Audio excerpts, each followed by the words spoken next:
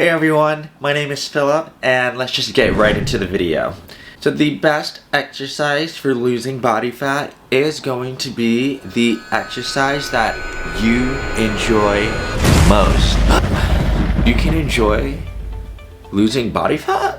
Yes, and let me tell you why. The most commonly overlooked concept in losing body fat is that is only half the battle. The other half of the battle that's often forgotten is keeping the body fat off. If you are doing an exercise that you do not enjoy doing, you can achieve the first half of the battle, which is losing body fat, but it is not going to be sustainable for keeping the body fat off. For example, let's say that my goals is to lose body fat, and there have been new research coming out that shows that running is the best form of exercise for burning that fat. That is in line with my goal. Therefore, it makes sense for me to run because I want to lose body fat. However, I hate running. I hate it.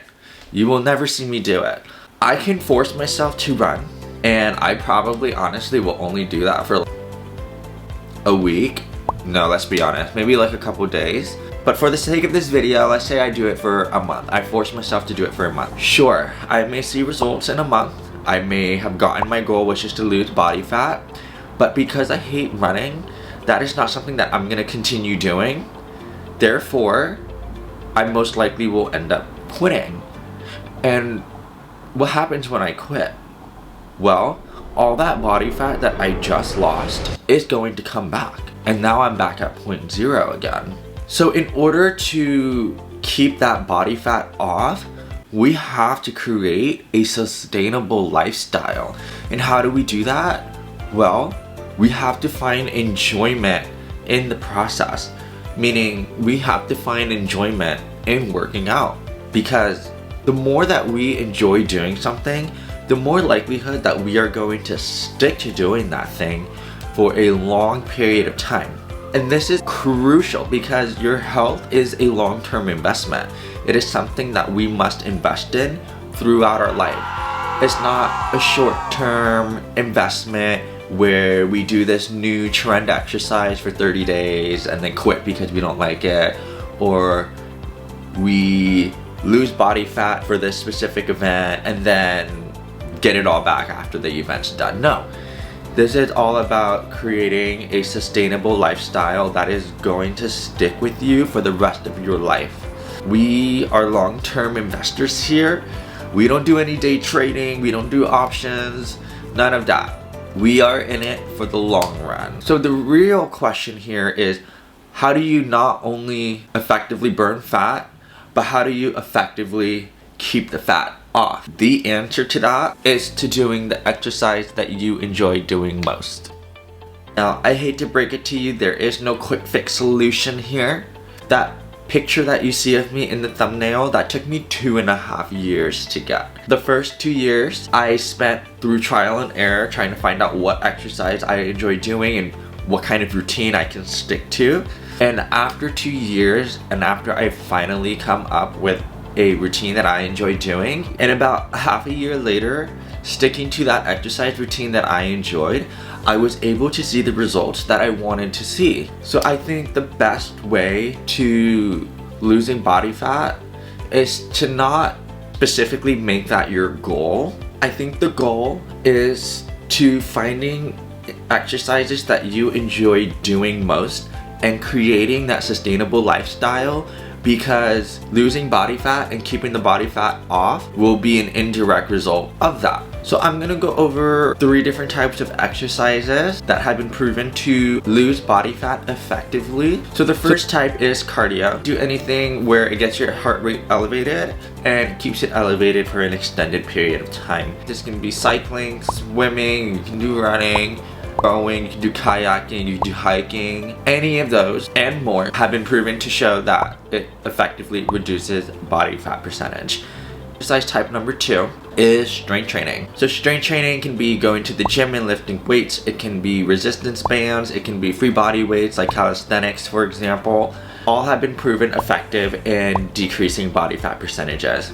How? Well, not only is going through the motion of lifting weights burning calories, however, it helps you burn calories when you're at a resting state as well. So let's do a comparison and contrast here. Let's say this person here has more muscles than this person here. Because this person has more muscles, they have a higher resting metabolic rate than this person here with less muscles. Why is that? Muscles, when they contract, they consume energy. So the more muscles this person has, the more energy that they need to function than this person here. So because this person has more muscles, they therefore have a higher resting metabolic rate.